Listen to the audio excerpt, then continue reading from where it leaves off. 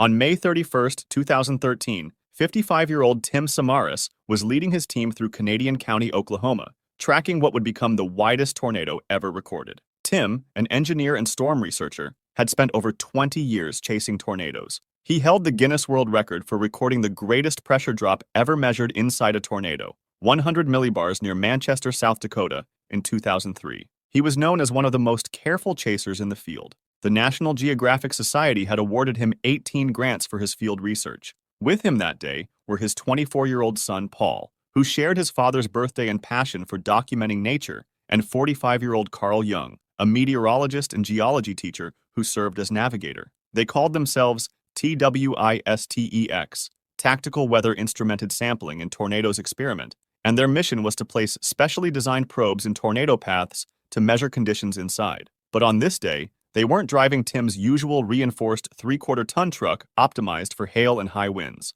They were in Carl's unmodified Chevrolet Cobalt, chosen to accommodate high-speed camera equipment for a lightning research project. The car had equipment, including heavy barometric probes in the trunk, and was significantly underpowered. Shortly after 6 p.m., a supercell thunderstorm developed west of El Reno. By 6:03 p.m., a tornado touched down about 8 miles west-southwest of town. The tornado grew rapidly, expanding from about 1 mile wide to 2.6 miles across in just 30 seconds. It was wrapped in heavy rain, making it nearly impossible to see its true size. As Tim, Paul, and Carl drove on Reuter Road among wheat fields, they believed the tornado was heading southeast. But at 6:23 p.m., the tornado made a sudden turn directly toward them, accelerating from about 20 miles per hour to 60 miles per hour in forward movement. Carl noticed the rain around their vehicle had stopped, and the wind became eerily calm. Tim's voice came over the radio. "Actually, I think we're in a bad spot." The vehicle was struck by a subvortex moving at 175 miles per hour